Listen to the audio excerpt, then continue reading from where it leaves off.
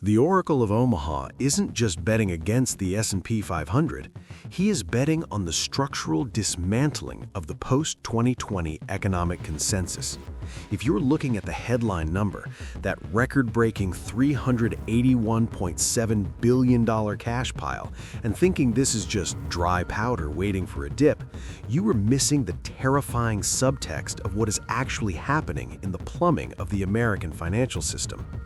Warren Buffett is not simply raising cash, he is effectively exiting the equity market to become one of the largest individual lenders to the United States Treasury. When the most successful capital allocator in modern history decides that the return on invested capital, ROIC, of the greatest companies on earth, Apple, Bank of America, the entire American industrial complex, is inferior to the risk-free rate of a 4-week Treasury bill, he is screaming a warning that no Federal Reserve press conference will ever utter. He is telling you that the risk premium has evaporated. He is telling you that the everything bubble has reached a mathematical terminal velocity where the only winning move is not to play. Let's strip away the folksy Uncle Warren demeanor and look at the raw mechanics of this liquidation. For 12 consecutive quarters, 3 entire years, Berkshire Hathaway has been a net seller of stocks. This is not a rebalancing act, this is a liquidation cycle. In Q3 2025 alone, he didn't just trim positions, he took a machete to the crown jewels of the American economy. Slashing his Apple stake by nearly 70% and aggressively dumping Bank of America isn't a valuation call on iPhone sales or net interest margins. It is a macro indictment of the U.S. consumer and the U.S. banking system. When you sell the world's most ubiquitous consumer hardware company and one of the nation's largest deposit holders simultaneously, you are positioning for a contraction in consumption and a liquidity event in the credit markets. You are preparing for a world where the consumer stops spending and the banks stop lending. To understand the magnitude of this $382 billion war chest, you have to contextualize it against the liquidity of the entire market. This isn't just money on the sidelines. This is a sum larger than the market capitalization of all but the top 20 companies in the S&P 500. If Berkshire were a sovereign nation, its cash reserves would rank it among the top tier of global GDPs. Why hoard this much liquidity in an inflationary environment where cash is supposedly trash? Because in a deflationary bust or a liquidity crunch, cash is not trash, it is oxygen. Buffett knows that when the tide goes out, it goes out fast. In 2008, he was the lender of last resort to Goldman Sachs and General Electric because he had the liquidity when no one else did. Today, he is positioning himself to be the lender of last resort, not just to a bank, but potentially to the entire market infrastructure when the levered AI trade unwinds. The Buffett Indicator, the total U.S. stock market capitalization to GDP, is currently screaming at levels that make 1929 and 1999 look like value investing seminars. We are hovering near 222 to 230%.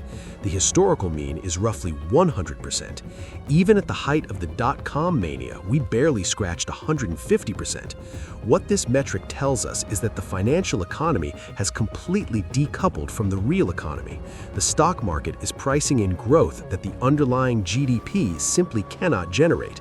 We are in a regime of multiple expansion driven purely by liquidity injections and speculative fervor surrounding generative AI, while the real engine of the economy, manufacturing, transport, services, is grinding into a stagflationary wall. Buffett sees this divergence. He knows that mean reversion is the most powerful force in finance. Gravity always wins. You cannot have a stock market valued at 2.3 times the size of the economy forever.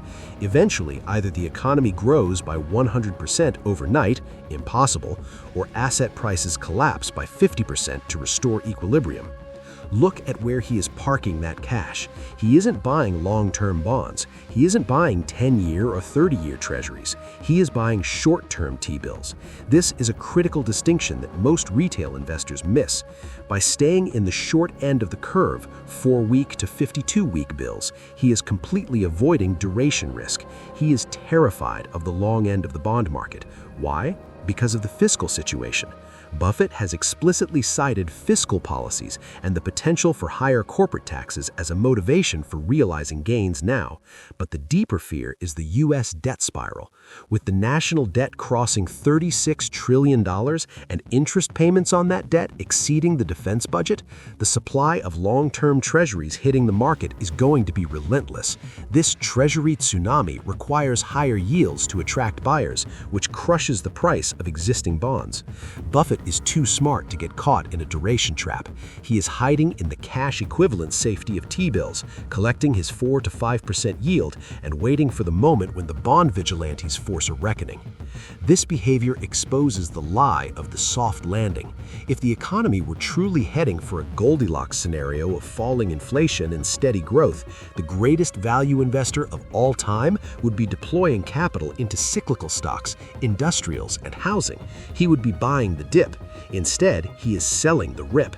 He is effectively shorting the volatility of the market by removing his capital from risk assets entirely. He is telling us that the current equity valuations, trading at 22, 25, 30 times forward earnings, are priced for perfection in a world that is becoming increasingly imperfect. The geopolitical fragmentation, the sticky inflation in services, the looming wall of corporate debt maturity in 2026, none of this is priced in. The market is pricing in an AI utopia. Buffett is pricing in a Minsky moment. Let's talk about that Apple sale again, because it is the smoking gun. For a decade, Apple was his forever stock. He called it the best business he ever owned. To sell down 70% of it is a psychological break. It suggests he believes the growth narrative for big tech is exhausted. The smartphone cycle is mature, the regulatory headwinds are intensifying, the valuation has detached from cash flow growth.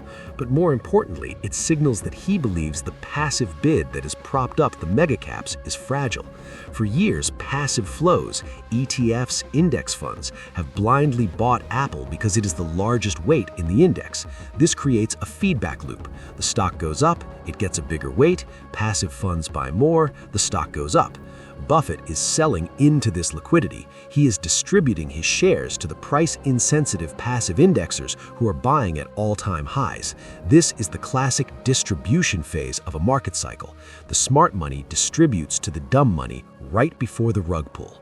There is also the banking angle. By dumping Bank of America, he is signaling deep concern about the credit cycle.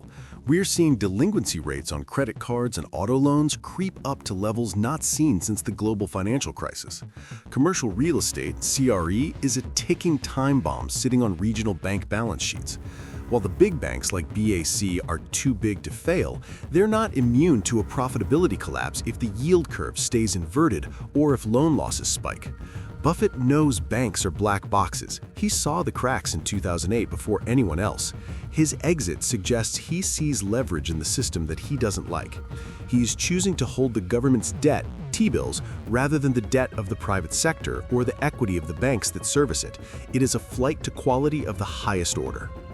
The psychological impact of his silence is arguably louder than his actions. In previous crises, Buffett was vocal. He wrote op-eds, he appeared on CNBC to calm the masses. Buy American, I am. That was the 2008 mantra. Now, silence. He is quietly building the bunker. This silence implies that he does not see a simple fix. This isn't a panic that can be solved with a pep talk. It's a structural misalignment of asset prices and economic reality.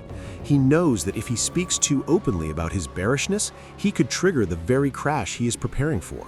So he speaks through his 13F filings. He speaks through the $382 billion balance on the ledger. He speaks by doing nothing. Retail investors need to understand the concept of opportunity cost. For Buffett, the opportunity cost of holding stocks right now is too high. Why risk a 20% drawdown in the S&P 500 to chase a potential 5% upside when you can get a guaranteed 4% in T-bills? The risk-reward asymmetry has broken. The equity risk premium, the extra return you expect for holding risky stocks over safe bonds, is near zero. Historically, when the equity risk premium collapses, a correction follows. The market must re-rate lower to make stocks attractive again relative to bonds. Buffett is simply waiting for that re-rating. He is patient. He can sit on T-bills for 2, 3, 4 years if necessary. He has no mandate to chase FOMO. He answers to no one but the mathematics of value. We must also consider the fiscal dominance thesis. We are entering an era where the government's fiscal deficit drives monetary policy. The Fed is trapped. If they keep rates high to fight inflation, they blow up the interest expense on the national debt, potentially causing a sovereign debt crisis. If they cut rates to save the Treasury, they reignite inflation and debase the dollar. Buffett's move into short-term T-bills is a hedge against this binary outcome. If rates stay high, he keeps rolling his bills at 5% and compounding his cash fortress. If rates are slashed and inflation roars back, he has $382 billion of liquid ammunition to buy real assets, energy, commodities, infrastructure at distressed prices, while everyone else is holding long-duration bonds that just got incinerated by inflation. It is the ultimate optionality. There is a grim irony in the fact that the Buffett indicator is flashing red while the man himself is cashing out. The indicator that bears his name is screaming that the market is a casino and the house owner is walking out the door with chips in hand. The retail crowd is meanwhile piling into zero DTE options and levered AI ETFs, convinced that this time is different. Buffett is selling the math of the old paradigm. And if history has taught us anything, it is that the math always wins in the end. The reversion to the mean is not a possibility, it is a certainty. The only variable is time. The implications for the average investor are stark. If the greatest allocator of capital in history cannot find a single stock worth buying in the United States out of thousands of public companies, what makes you think you can? What edge do you have that Berkshire Hathaway lacks? They have armies of analysts, proprietary data, and insider access, and they are choosing cash. This should be a moment of extreme introspection for anyone fully invested in passive indices. You are effectively betting that Buffett is wrong. You are betting that valuations can expand to infinity. You are betting that the business cycle has been repealed. Furthermore, we need to talk about the elephant gun. Buffett has famously said he keeps cash to fire his elephant gun at a major acquisition, but at $382 billion, this isn't an elephant gun anymore. It's a nuclear deterrent. He could theoretically buy Coca-Cola in its entirety with cash. He could buy almost any company in the S&P 500 outside of the Magnificent Seven. The fact that he isn't buying anything suggests he believes the entire market is systematically overpriced. He is waiting for a dislocation event, a liquidity crunch where sellers are forced to sell, not because they want to, but because they have to. That is when Buffett strikes. He buys from the distressed seller. Right now, there are no distressed sellers. Everyone is rich on paper. Everyone is a genius in a bull market. Buffett is waiting for the margin calls. The structure of the market has changed since his last major buying spree. High-frequency trading, algorithmic flows, and the dominance of derivatives have made the market more fragile, not less. A crash today would be faster and deeper than in previous eras. Liquidity can disappear in microseconds. In that scenario, holding T-bills is the only hedge. When the bid side of the market evaporates, you don't want to be holding an illiquid corporate bond or a high-beta tech stock. You want the instrument that can be converted to cash instantly, the U.S. Treasury bill. Buffett's positioning is a masterclass in liquidity management for a high-volatility regime. Consider the tax angle he hinted at. Higher taxes are quite likely. With the U.S. deficit running at nearly $2 trillion a year, the government has two choices: default, which is unthinkable, or inflate and tax the debt away. Taxes on corporations and capital gains are the low-hanging fruit for any administration facing a fiscal cliff. By realizing his gains now at the current 21% corporate rate, he is locking in a historically low tax liability. He is betting that the fiscal desperation of the U.S. government will lead to a more confiscatory tax regime in the future. He is front-running the IRS. It's a defensive move that preserves shareholder value against the inevitable encroachment of the state. The cash pile is also a massive short position on the US dollar's purchasing power, paradoxically expressed by holding dollar-denominated assets. How? Because he's keeping the duration short. He is not locking in a 4% yield for 30 years. He's rolling it every month. If inflation spikes to 10%, the Fed will be forced to raise rates and his T-bill yield will jump to match it. He's staying floating. He is refusing to be the sucker at the poker table who lends to the US government for 30 years at a negative real rate. He is demanding to be paid in real time. It is the strategy of a man who remembers the 1970s, who remembers what inflation does to long-term bondholders. Let's zoom out to the geopolitical chessboard. The world is de-dollarizing at the margin. Central banks are buying gold. The BRICS nations are trading in local currencies.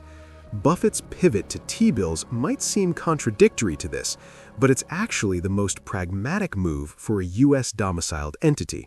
He cannot hold gold in the quantities he needs. It's too small a market and pays no yield. He cannot hold euros or yen, currency risk. The US T-bill market is the only pool of liquidity deep enough to absorb $382 billion. It is the least dirty shirt in the laundry basket. He is parking capital in the reserve currency's safest asset, because for all its flaws, the US Treasury market is still the bedrock of global finance. But note, he is not buying US stocks. He is trusting the US government's printing press to pay the T-bills more than he trusts US corporations' earnings power to justify stock valuations. That is a profound distinction. The sheer scale of his selling in Bank of America is also a signal regarding the regulatory landscape. Basel III endgame, higher capital requirements, and the pressure on net interest margins from the inverted yield curve make banking a tough business right now. Banks are utilities now, not growth engines. By exiting, Buffett is saying that the return on equity for banks is going to be structurally lower in the future. The golden age of financial engineering is over. The regulators are tightening the screws. Why own a regulated utility growing at 3% when you can own the regulator's debt yielding 4%? There is a scenario where Buffett is wrong. If AI truly unleashes a productivity miracle that doubles GDP in 5 years, then stocks are cheap. If cold fusion is discovered tomorrow, if robots solve the labor shortage, if energy becomes free, then he missed the boat. But Buffett doesn't bet on miracles. He bets on probabilities. And the probability of a soft landing turning into a hard landing is rising every day that rates stay restrictive. The lag effects of monetary policy are long and variable. We haven't even felt the full impact of the rate hikes from 2023 and 2024 yet. The refinancing wall for corporate America hits in 2025 and 2026. That is when the zombies die. That is when the bankruptcies start. Buffett is waiting for the bodies to float to the surface. What is happening in the repo market is also relevant here. The reverse repo facility has been draining. Liquidity is being pulled out of the system. As the Fed continues quantitative tightening, QT, the amount of money sloshing around to support asset prices, decreases. Buffett knows that liquidity drives markets more than earnings do. When the liquidity tide goes out, you see who is swimming naked. By sitting in T-bills, he is essentially sitting in the one asset that the Fed must support. If the T-bill market freezes, the world ends. If the stock market freezes, it's just a bad Tuesday. He has positioned Berkshire at the very top of the capital structure of the global economy. This $382 billion is also a succession plan. Warren Buffett is 95. He knows he won't be around forever. Leaving a massive, complicated portfolio of overvalued stocks to his successor, Greg Abel, would be a burden. Leaving him a fortress of nearly $400 billion in cash? That is a gift. It gives Abel the ultimate flexibility to shape the future of Berkshire without the pressure of managing a legacy portfolio through a market crash. It allows the next generation to make their mark when valuations reset. It is estate planning on a corporate scale. But even viewed through this lens, the timing is aggressive. You don't sell 70% of Apple just to tidy up the books unless you think the price is egregiously high. The retail investor looks at the chart of NVIDIA or the S&P 500 and feels FOMO. They see the line going up. Buffett looks at the chart and sees risk. He sees a disconnect. he sees a mania. The difference between a wealthy speculator and a wealthy investor is the ability to sit on your hands, to do nothing when everyone else is losing their minds. It is the hardest thing to do in finance, to watch your neighbor get rich on a speculative coin or an AI stock while you sit in boring T-bills. But Buffett has played this game for 80 years. He knows how the movie ends. He saw the Nifty 50 crash in the 70s. He saw the crash of '87. He saw the dot-com burst. He saw 2008. Every single time, the new paradigm turned out to be a delusion. Every single time, cash eventually became king. We're witnessing the greatest capital rotation in the history of Berkshire, from owner of great American businesses to lender to the U.S. government. It is a defensive crouch of epic proportions. It signals that the risk of capital destruction is now higher than the risk of missing out on gains. When the general of the bullish army retreats to the bunker, you don't charge the hill. You check your ammo, you tighten your stops, you question your thesis. Because when the elephant gun finally fires, it won't be a warning shot. It will be the sound of a market bottoming out after the excess has been purged. Until then, the $382 billion question hangs over Wall Street like a sword of Damocles. What does Warren know that we don't? Or more accurately, what is Warren willing to admit that we are ignoring? The answers lie in the unglamorous data of Treasury issuances, tax receipts, and corporate bond spreads. The answers are in the boring macro mechanics that the retail crowd ignores. Buffett is telling us that the party is over, even if the music is still playing. He has grabbed his coat, cashed out his chips, and is waiting by the exit. The rest of the market is still dancing, drunk of liquidity, oblivious to the fact that the punch bowl was spiked and the landlord is coming to collect the rent. Ultimately, this is a story about patience versus greed. The market is currently fueled by greed, the greed for AI gains, the greed for quick riches, the greed for a soft landing. Buffett is operating on patience, the patience to wait for the fat pitch, the patience to let the mania burn itself out, the patience to endure underperformance for a few years to ensure survival for the next century. In a world of short-termism, he is playing the longest game of all. And right now, the long game says sell. The mechanism of the inevitable correction will likely be a liquidity air pocket. Market depth in the S&P 500 futures is thin. A singular shock, a geopolitical flare-up, a failed Treasury auction, a surprise banking failure, could cascade through the algorithmic sell programs faster than human traders can react. Buffett's cash pile is his insurance policy against this flash crash scenario. He doesn't need to panic sell because he is already sold. He effectively front-ran the panic. When the VIX spikes to 40, 50, 60, he will be the one providing the bids, soaking up the distressed assets from the forced sellers. This is the transfer of wealth he has executed time and time again, from the impatient to the patient, from the levered to the liquid. So when you see that headline about Berkshire's cash pile, do not gloss over it. Do not dismiss it as old man yelling at cloud. It is the most significant financial signal of the decade. It is a siren blaring in the night. The greatest investor of our time has gone to cash. The Buffett Indicator is at 222%. The yield curve is flashing warning signs. The fiscal deficit is spiraling. The pieces are all on the board. The checkmate hasn't happened yet, but the trap has been set. The only question remaining is whether you will be standing on the side of the liquidity provider or the liquidity seeker when the trap snaps shut. The divergence between the stock market and the bond market has rarely been this wide. Stock investors are pricing in 15% earnings growth. Bond investors are pricing in a recession via the yield curve. Buffett is siding with the bond market. He is voting with his wallet, and his wallet is bigger than yours.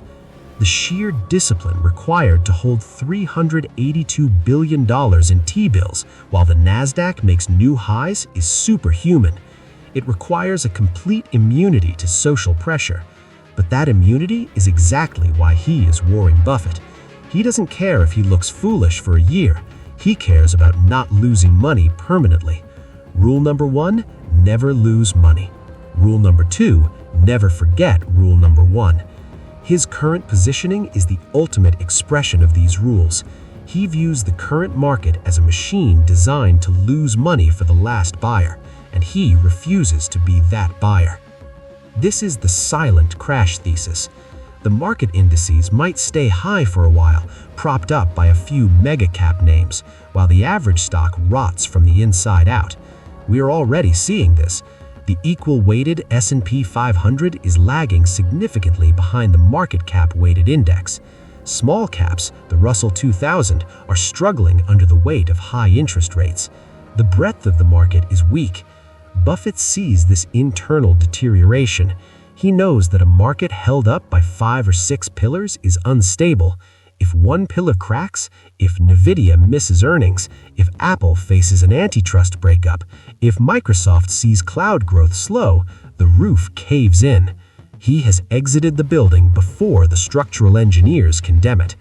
In the end, the $382 billion cash pile is a mirror. It reflects the distorted reality of our financial system. It reflects a world where the safest place for capital is no longer in the productive capacity of private enterprise, but in the short-term debt of a heavily indebted government. It is a cynical, defensive, and terrifying reflection, but it is the reality we live in, and ignoring it is the most dangerous risk of all. Would you like me to analyze the specific sectors Warren Buffett might target once the market corrects, based on his historical buying patterns and current valuations?